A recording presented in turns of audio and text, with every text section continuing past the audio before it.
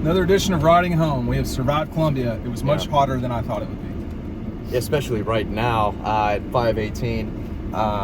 The dogs scorched the chickens today. I knew they were going to cover. I think we all did. Well, I did not think they would. Oh, okay. So I'm the coward here. Okay. But I said it was going to be a bloodbath, and I was right, I guess, as we try to maneuver around everyone. But the golf cart guy from Williams-Brice. Not a dog guy. Williams-Brice Stadium is always an adventure. You better be ready to like compete, like all of it. Pack a lunch, a snack. But like today, it was nothing on the field or around the field. It's everything surrounding the game. Total domination. Yeah, they beat their brains in, man. Holy moly. So, I want to make a pronouncement real quick. This is the best team in the country. I wasn't ready to go there, but I talked about it the whole week, y'all. I said, hey, this is about Georgia. What is Georgia going to do? Man, they came out and whipped somebody's ass. Well, holy crap. We knew that they were going to have to come out hot, aggressive, get some points on the board early, and they scored touchdowns on their first three possessions. Three, and then punted. I was like, what's going on? Yeah. But I mean, the game was over before it ended. It felt, again, like they were playing Vanderbilt or Georgia Tech or Louisiana Monroe, who scored a touchdown on Alabama earlier today. Oregon was beating BYU, I think, at the half. I know no scores. I know the guy behind me is ready to leave, but all I'm just going to say to him is I can only go as fast as these pothole-ridden roads will allow. I'm fine. We're ahead of schedule. We are way ahead of schedule. We are way ahead of schedule. Way ahead of schedule. And this Georgia team, you know, I thought they were the best in the country after game one, and I think I did too, each week just added a little bit more and a little bit more.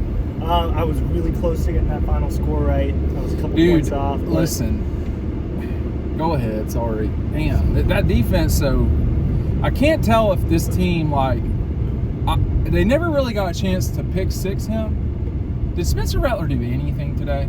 He had one great throw, which is one of the best throws of his career, probably. And then threw a pick to Malachi Stark's terrible throw. That was just like 2 plays later. Just not a smart opportunity, not a smart decision there. Well, he read it well. I want to give Malachi some credit because he read that wheel route, turned around. The throw was awful. It was way short. They knew. You could tell with the fans coming in that they know they're not good. Like, you can say a lot about fan bases. They're not idiots. They understand and feel things. Georgia's fan base understands that they've allowed a touchdown and the entire season. It was with less than a minute to go. There were I think it was 58 seconds to go, and Nolan Smith was just pissed and pumped the whole day. He played really well. Did he? I thought he played well. The Carolina program has got a ways to go, and Shane, I'm assuming he knows that, but like the real season for them has just started, because they kind of were supposed to lose these two games. The win over Georgia State was not attractive, but it's just like, all right, whatever. But I'm gonna tell you right now, you're gonna hear static if they don't get the job done against some of these teams. Yeah. But going back to Georgia, you get kind of out of superlatives after a while. I think that Stetson looked solid today. I don't think it was unbelievable. Those fades, they almost scored 4 touchdowns on fades today. Yeah. I mean, Brock Bowers, is he the best player in college football outside of Will Anderson? I know, Dean, you love some Will Anderson. Best player in college football, we heard all 9 months. But Brock Bowers can do anything. And Ryan, I'll he's throw it to Ryan. He's not a tight end. He's an offensive weapon. He didn't even do anything the first, Well, welcome back, Brock Bowers. Yeah, I mean, he killed Oregon at some point. But Darnell out there, like, just chilling, still celebrating. Putting guys on their butt, man. This is why this offense is special, because each game you could see a different player just go off. It was Brock Bowers' turn. That's probably not the last turn he'll have this year. We saw him do this a couple times last year where he just went berserk. But that's what's special about the Georgia offense is their depth of different types of options. Yes. They tried to get Ladd the ball early on, too, and he had a nice game. No A.D. Mitchell, Ladd was the number one option as far as receivers go. I got 2 things just real quick. First of all, does it occur to people, this is a smart football team. These guys are smart. I think many of them are smart people, But this is an intelligent football team. They understand how to play. They understand that you get a trick play for a first down. Kirby said afterwards that they were happy to go back onto the field. And I've seen that before. They did that against Tennessee a year ago when UT was kind of rolling a little bit. They were happy about it. Number 2, the practices really matter. I hate to be that guy. That is a really annoying thing. But Kirby was super chill after and during the press conference. And one thing I want to say, he continues to reiterate about Georgia's practices, and that really matters a lot. Sorry, I'm never going to change the way I say it. Just matters a ton. They practice. If you ask any of those players at those press conferences, and some of them have already told us, those practices are way harder than the games. Yeah. So, and they're playing against each other every day, and if they are the best in the country, they are playing the best. But are they the best defense in the country? Looks like it. Okay. Shane Beamer said they were. Are they the best offense? They're up there. I think USC's offense looks pretty. What was the final score? 48 could have been more. Denial dropped that touchdown at the end. It looked like it was going to be 54, 55, nothing, whatever. I guess 40. I'm not doing math right now. It was 48. Why are we trying to do math? It would have been 52-0 52 at one point. Denial Morris said drop that touchdown from Carson Beck. Stetson Bennett hasn't played in the fourth quarter yet. He hasn't played in the fourth quarter. Yeah, but we know, earmuffs, we know he's got balls. Right? I mean, that guy, we don't need to worry about can he make plays when the chips are down. And that's the one thing, too, that happened today that was kind of interesting. It was, where South Carolina, when the fake punt happened, was Carolina down 14? I think they're down 14. Yeah. And, the defense was like, all right, whatever. We'll go out there. That was a really nice trick play. They punted 3 minutes later in real time. You're never in fear that the other team is going to score a point. It's stupid. I mean, it's not unfair. I wouldn't go that far, but this is a legitimately good team, and it is really up to them how far this goes. From now on, the rest of the year, no matter if they have adversity or not, every time they go out there, it's not about the other team. It's about how does Georgia play to their standards. Are they going to do that or not? They really didn't do that last week. This week, they did. And we saw some new faces. Tyrion Ingram-Dawkins had a big game on the defensive line. Tresman Marshall at linebacker made some plays. That pick was nice. Dan Jackson had a pick. Smile Munden was running sideline to sideline. Smile Munden's constantly. Those linebackers are getting better and better and better. And again, these new faces that we've been waiting to watch all offseason, just guys waiting their turn, are having the season that we thought they could and are turning into the players that they were coming out of high school. So lots of new faces making plays. That has to make the staff happy. It's the best team in the country. I don't think it's super close until someone else shows us something. I think it's clearly. I think there's a gap. I think they clearly are the best. It's very obvious. What was the Alabama score? It was 28-7 when we left the stadium. And then that might be a really good 28-7. We don't know. Yeah. I hadn't watched it, but I told y'all when we were kind of goofing around at the stadium before we left. Georgia, this team is a lot like water. Water is not gonna lose Grand Canyon. It's gonna get there. And these guys, there's no one person. There's no Thor. It's just everything, man. And they're just clicking. They're playing well together. They're well coached. You can see the talent on the field. They just have everything gelling together. I know people are going to ask about the run game. Why is no one rushing for 100 yards? Why aren't they having explosive running plays? Does that matter, though? Well, no. Kirby said last week, when you dunk it out to the running back in the beginning of the play and let him run behind blocks from Darnell Washington and Brock Bowers, that's going to look like a passing play, but to them, it's just getting their backs involved in a different way. It's just tough to run up the middle over and over and over again, and I think Georgia fans are just used to the days of Sony and Nick just busting DeAndre Swift, occasionally busting a 50-yard touchdown with ease. He can do that. And he can do that. It's just different, and they're tuning the offense up in a way that's obviously working. Todd Monken knows what he's doing. And they rushed for over 200 yards and just under 7 yards a carry. So I don't think there's anything wrong with it. And again, Dejan Edwards had 30. Kendall Milton had 30. Stetson had 30. So it adds up. And when you're rushing for just under 7 yards, you know, an attempt, and you're putting up 45, close to 50 points, it doesn't seem to me like there's a problem. The problem is you can't be like, oh, well, we're going to stop this guy. Because there's no one player on their team that you're... I mean, in theory, you would stop Stetson, but he has like this...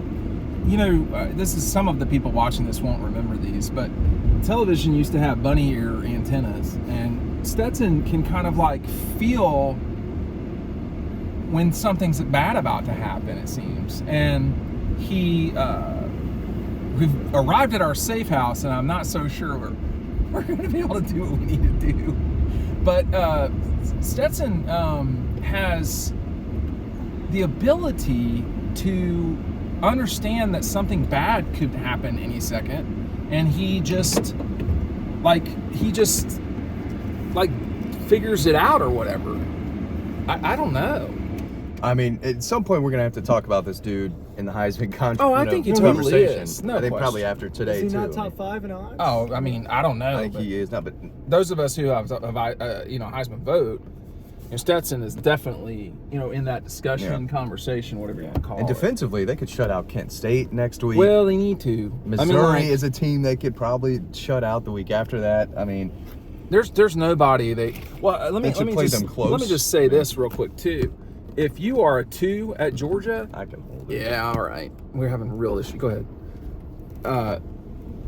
If you're a 2 at Georgia, you've played a full game now. That's about right, yeah. You've played a full game, and that's nothing in development, man. That was serious right there. Yeah. We've seen these guys now. Let's just say from the Todd Monken era, they've lost 3 games, right? And 3 games is not the end of the world. Just to lose 3 games is fine. Okay? All right, let's see if this stays. Right, So they've lost 3 games. In the last 2 years, they played these 2 seasons, they played 2 competitive games. One, they did not play as well, against, let's just say 3, the 2 Alabama games and the Clemson game. The Clemson game should not have been competitive, frankly, in the second. Kentucky was competitive for a half last year, I guess. Kentucky was fine. Yeah. They have won 15 of their last 18, they have won 17 of their last 18 games. They are often playing non-starters, dozens of real minutes. There is an accountability level from the Nolan Smiths of the world, screaming passionately and not necessarily annoyingly at the younger guys when they give up a touchdown, or before they gave up a touchdown. This program is not so far from being the best program in the country. I mean, Alabama certainly has that title until, if you're Georgia, you win another national championship. But if you go back to back, I think they totally can go back to back. But one thing Kirby said today during the press conference was, this is not the same team as a year ago. We don't have 15 guys that are going to get drafted in the spring. He's right. Did last year's team need the adversity of losing to Alabama in the SEC title game to be the team they were against Michigan and Alabama later? Is this team... Not necessarily. Does this team need adversity at some point in the season? I mean, I guess there was a little adversity against Samford when they weren't beating their brains in like everyone expected. No, you'll know adversity when it comes. It wasn't real adversity. Right. But I think they experienced real adversity during practice, and I'm not joking. Yeah. I think the hardest part of their week is probably Tuesday, Wednesday. When they're doing things 99% and they're getting yelled at by the staff for not doing it 100%. But they know the deal. Yeah. They're in on the joke. Like, they get it. Like, they legit. No, they're bought in. Right, Ryan, you watch practice. I mean, just the vibe I get each week, listening and watching, is that they are bought into an idea that is bigger than one player. They have and that is the program that Kool-Aid. is the Georgia Bulldog. And it shows on the field that they're playing for something more than just themselves. They're playing for more than just trying to get drafted. They want to, what Kirby said, they want to beat everybody, and they all do. I think that the idea of being elite and excellence really matters to them. But those practices are tough, and we know last week was not their best. Right. 2 weeks ago, Right. in preparation for Stanford, we know that wasn't their best week. Kirby said it was a lot better this week, and it shows. That shows. It does A lot of show. decisions are made in practice. He said all personnel decisions are made in practice, not just how they play in a game. I mean, it's the dog post method. I mean, it's excellence above everything else, perfection. We always iron our clothes. Absolutely. Obviously. That's right. That's right. Obviously. I think, you run out of superlatives. The problem, this is not the NFL where they can just lose. They can't just lose. It's going to have to be a team that can really come up and fight them. Can Clemson do it? Not with that quarterback. Not with the current quarterback. And, Georgia would probably score on them. Can Ohio State? Yeah, I mean, maybe. Alabama, Ohio State. Whoever they play is going to have to play their best game. I mean, no one can make mistakes against Georgia and win the game. And let me get back to the Georgia thing real quick with Alabama. When you watch Alabama and you understand how good they are, just as a program, and what Nick has done, and then you look at their last 18 games. I mean, they were dominant in 2020, no question. There's a bunch of freaks. Yeah. And then you look at their 2021, and how they fought. Their default is to win. Their default is to be a champion. And then you look at this season. It looks like they've had 2 solid games, and one that was just they had to hold on. They are not as dominant as Georgia right now. And the question is, are we witnessing changing of the guards in our time? It's easy to see. I watch a lot of documentaries. Right. It's easy to look back on the 60s, 70s, and 80s and know what they were looking back on. When you're living through it, it was just Tuesday. Yeah. So I don't know that, but I'm saying it's possible. And we're not just 3 idiots that talk about this in the car. We've been around the block a little bit. We're still idiots, but I'm not ready to say that yet. No, the opportunity's there. But you can't do that in September. No. See, They've got to, if we're talking about a change of the tide and it's just Georgia's the best program, they gotta win another one. And they are the class of college football history. Alabama. Yes. Yeah, number 1 program of all time. At this stretch of Nick's time. Yeah. Oklahoma was great. You can't, Miami had 3 different coaches that won the national championship. So we can't really, what Nick's done there is amazing. What I'm saying is, that's not out of the question at Georgia. And days like today, and these last 18 games, show that's, they absolutely throttled those guys, man. We see it all the time when a college football program hires the guy who they think is the right guy. It turns out to not be the right guy. They hired Kirby Smart to have what's going on right now, to build something that lasts every year. They're competing for championships. It lasts a long time. It's not like they're going to take any dip. I don't expect Kirby Smart's team to take a dip to where they lose. Did you think it would 3 or 4 work with games. Kirby immediately? In 2016? No. Did you think when he got hired? Oh, yeah. That was the right hire. Okay, so I Fletcher did. I remember I did. You did. I remember a very long conversation with Chad Simmons. He definitely thought it would work.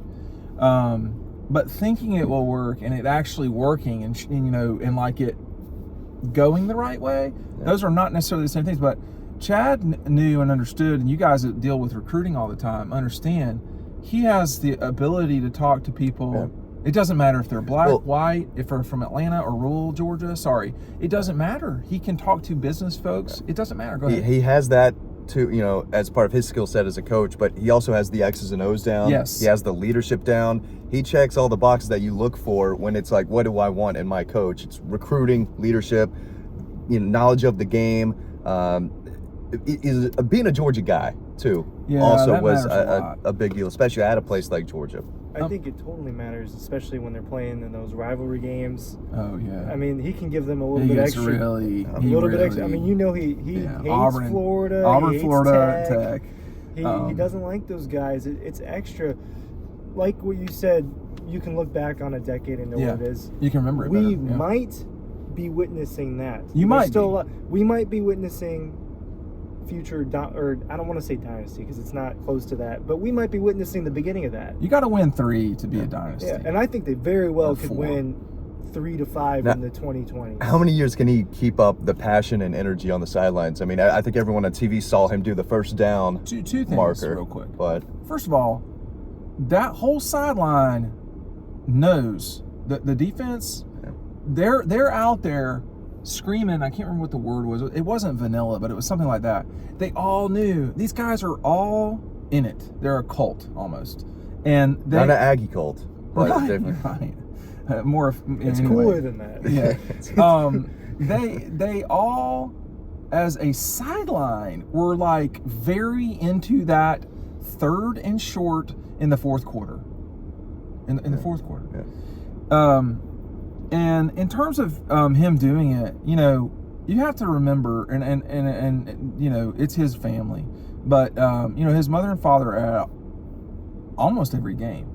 His wife and the kids are almost at every game, I think, too. At some stage, his children will start playing sports. It'll be a lot tougher for them to be there on Saturdays. But he can do it for a while. I mean, and I'm not even joking around. I mean, it really is some pounds on. Well, no, I mean, we don't know. We never know when you have a serious problem. Right. That can just happen. Yeah. So leukemia, anything like that. So could things change? Of course they can change. But he has done an exceptional job so far. But the top for him is we've not seen that yet. If we've already seen the top, then he has not fulfilled his ability. Coaching to his standards that he tells everyone else. He should win multiple national championships, meaning multiple more than he's already won. And how can you draw this from the South Carolina game? Because I sat there and watched it. Yeah.